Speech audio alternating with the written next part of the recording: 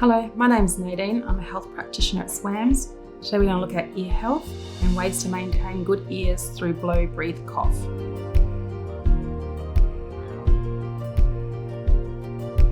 Blow, breathe, cough. We blow our nose using a tissue. Breathe in from our nose and out from our mouth. We cough into our arm. Sneeze into our shirt. And wash your hands.